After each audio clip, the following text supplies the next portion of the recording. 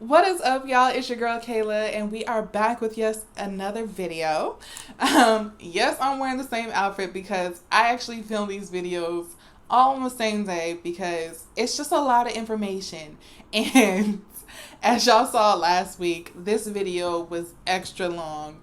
So hopefully I can get everything out. If not, there will be a third video that breaks down finances and insurance and all that wonderful stuff because even though this information is pertinent to women of all ages, I know typically 25-year-olds like myself and younger may not be so familiar with insurance. And so when you're going in, you may have all these questions. Or maybe you're older than me and you have questions about insurance because trust me, I've been on the other side of that phone call when people have been asking questions about their insurance and they don't know what they're covered for. So I got y'all.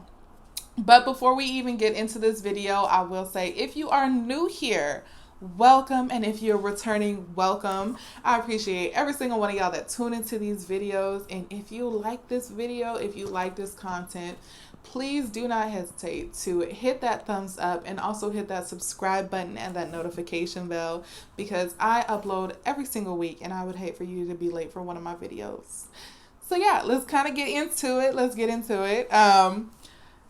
So, as y'all already know, we talked about the different causes for somebody to go through IVF or IUI and different things to consider. So now we're going to kind of get deeper into that nitty gritty, and I want you guys to think about the mental aspect of it. So, questions to consider. I wanted to look this up because there are so many questions that you need to make sure you have answered before you do IUI or IVF, before you have kids in general. There are questions that you really should ask, and you don't know what questions to ask if you don't know. So questions that you want to ask yourself. How many embryos do you want to be transferred? Now, I already hinted on this a little bit last week, but depending on how many that you retrieve and how many times you've been trying, you may want to use more than one embryo to increase your chances of at least one of them taking. So you want to consider, how many do I truly want to transfer? And also, if you've taken a lot of eggs, that may not be a hard question for you because you're like, okay, I can try again and again. Or if you only had a few eggs that you were able to retrieve, you may have to ask yourself, do I really want to use this many eggs this time around, or do I want to play it safe and do this or do that? And I'm not going to say using multiple or using one is safe versus the other because everyone's body is different. Everyone's IVF journey is different. Honestly, everyone's conception journey is different. So I can't tell you which one is more safe, but I can tell you that it is something that you're going to want to consider. And it may even be a very hard conversation to have with yourself. So really consider that. Talk with your doctor. Decide what is best for you. This is why I really want y'all to have a great relationship with your doctor because these are some of the hard questions that will need to be asked. And if you don't feel comfortable speaking with your doctor about it, you may not feel comfortable with the procedure and you may be disappointed. So I really highly recommend that you speak with them. And then let's see. Next question that you're going to want to ask is, what if you do have multiples? So yes, you know that if you transfer multiple embryos, there is an increased risk of you having multiple children. What are you going to do? Now, personally, I feel like for me, it would be more of a no-brainer. I'm just going to prepare for multiple kiddos. And that's going to be that, But I understand that not everybody has that same mindset. Not everybody is prepared to have several kiddos. So sometimes you have to have those harder questions on, am I going to keep all of these? I feel like for any woman who's trying, the answer may be no. But not everyone's the same. So that is a question that you're going to have to ask yourself. And it may even be a much longer, harder question for you to really consider, depending on your personal journey. So I don't want anybody to ever feel ashamed for having to ask themselves that question. But I do encourage you to ask yourself that question. What do you do if you have multiple children? That may even depend on where you live. If you're having twins or triplets and you're by yourself doing IVF, you may consider moving closer to family or moving to a city with a better job market, or you never know. So those are other ways to consider that question. What are we going to do if there's more than one baby? Because y'all are going to need support, so that's something to consider. The next, what are you going to do with your extra embryos? Now, if you only have a few embryos, then you may not ask yourself this question because you may use them all up. Who knows? But say you only have a few embryos, or you have a lot of embryos and you're successful, you have all the kids that you want, but you still have some embryos left over.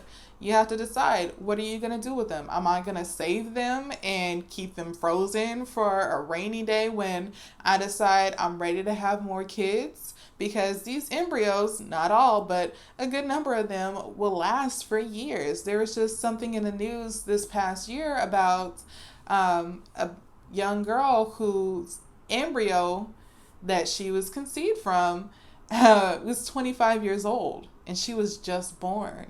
So you really want to consider, what am I going to do with that? So you can keep it in a cryo storage, or you can donate it to another couple who needs it, or another individual who needs it, or donate for science, or discard them. There's really only so many options that you have, and I'm not going to say what my personal preferences are, but there are so many options that you have and what you would do, and ultimately nobody can tell you what you're going to do in that kind of situation. Everybody's different. So that's something that you really want to consider. What am I going to do if I have multiple embryos left over? So there's that. And then the potential complications that come from using a donor egg, a donor sperm, or a donor embryo. You want to have those questions. You want to answer those questions. What are we going to do? How do we prepare?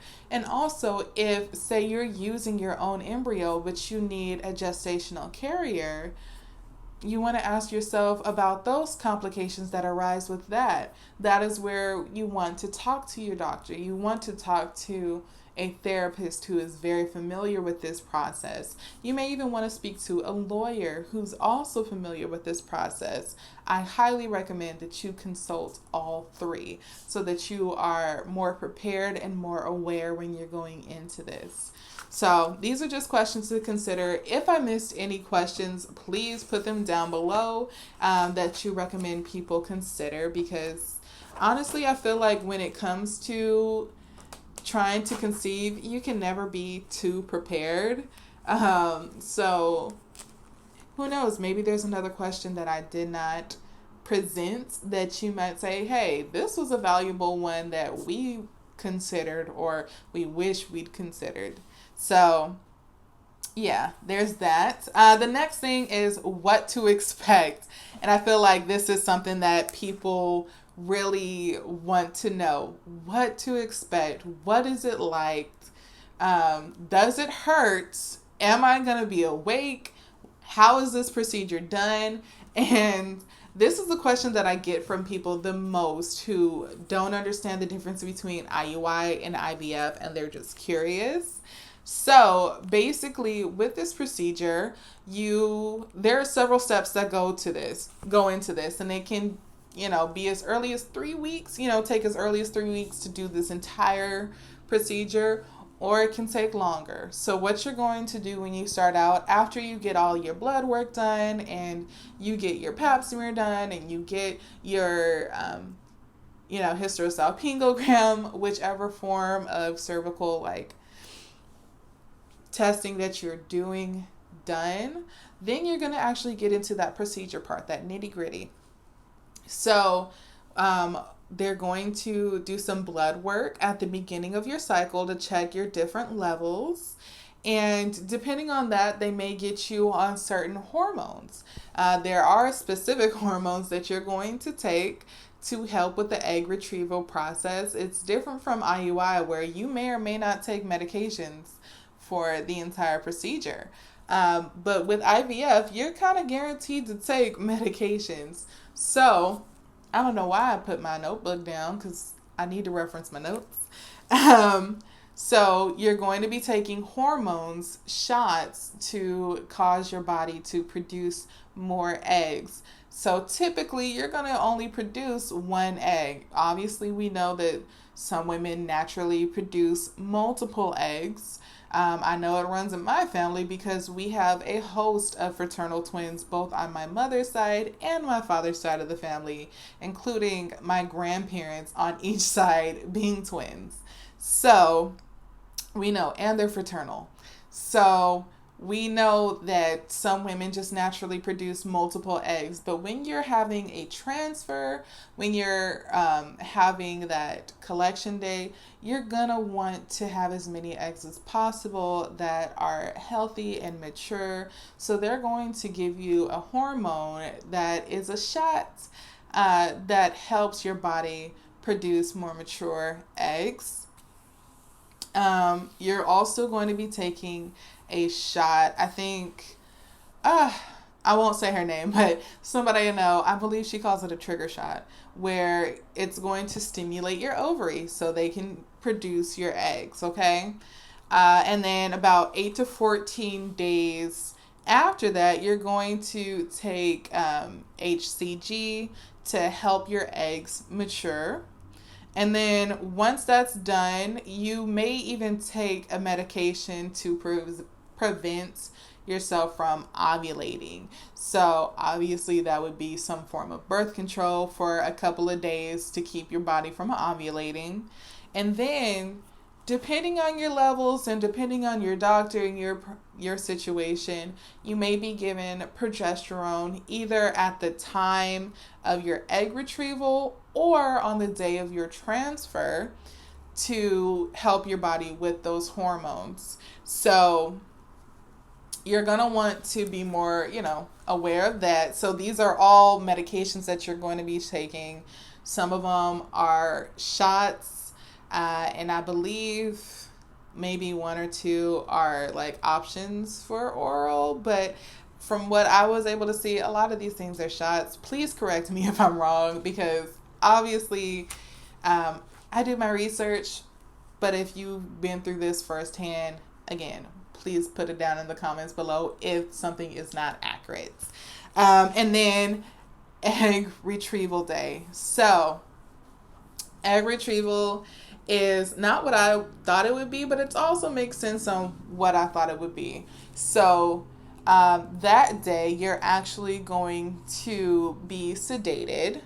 They're going to give you pain medication because they're going to need to stick a needle through your cervix to retrieve those eggs. And so I know I touched on it a bit last week, where they may do a mock egg retrieval to see if they can do that on your body.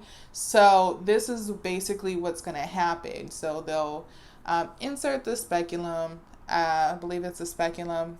Correct me if I'm wrong again. But they're going to do basically their general procedure. It's going to be some form of catheter that has the needle in there. They're going to retrieve those eggs. And that same day, either your sperm donor or your partner that has the sperm is going to produce their specimen. That way the lab can do what they need to do to combine the egg and the sperm so they can fertilize and create that embryo. So there's going to be a waiting period where your eggs and the sperm, the embryo grows, and you're going to decide which eggs are mature enough. Some of them may not make it. That's just kind of not the gamble, but that's kind of the name of the game. Some of them may not make it. So that's why the more eggs that we're able to produce, the better sometimes. Especially the more mature ones that we are able to collect, the better. So, from there, you'll find out how many embryos you have. You'll also be able to know the gender naturally from the procedure. So you'll kind of already know all the fun stuff before you actually have your transfer day. So then you just get to decide what you're going to transfer, how much you're going to transfer, or how many you're going to transfer. And you have that transfer day where you implant. Now, there may be cramping, there may be some soreness, so that's why those pain medications are good. But you also want to let your doctor know if you're having any kind of adverse side effects or feelings, because you can also have what's called a hyperstimulation in your ovaries of all of this. So they may feel like cramping and soreness because they're inflamed and or irritated. I don't want to say inflamed, but they're more irritated because you just kind of had a needle in there. You had science going around in your body, and your body's not made for that. So you may have some sort of uncomfortable feelings, some complications. So just be open and honest with your doctor about all of that. I cannot stress to you enough that more is always needed. Okay, so sometimes people feel like, oh, I don't need to tell my doctor about this, like maybe this is normal, or maybe you're shy, I don't know. But TMI is a good thing for doctors. Tell them too much information, because I guarantee you 9 times out of the 10 that TMI that you're giving them is actually the information that they really need, and it's not actually TMI. It may not even be enough information, so they'll need to ask you more questions so that we can get it right. So that is also something to consider. And then naturally you have the waiting period, you'd have the tests, and you find out if your embryos took or not, and you just basically decide where you go from there. So this video is also getting very long, so I'm going to cut it right here, y'all. Please let me know if you have any questions for me, or if you've been through this process of IVF. Please let me know if there's anything that was not accurate or that I missed that you feel people should know. Put that in the comment box down below, because again, I want people to have all the information that they could possibly have when they're viewing these videos. I will also be sure to link my sperm banks that were recommended to me, my IUI video down below, and I don't remember if there's a third thing that I was supposed to be linking, but if I do, it will definitely be in the description box down below. Please don't forget to like, comment, and subscribe, and share this video, and hit that notification bell so you are notified each week when I upload, and I will see y'all next week.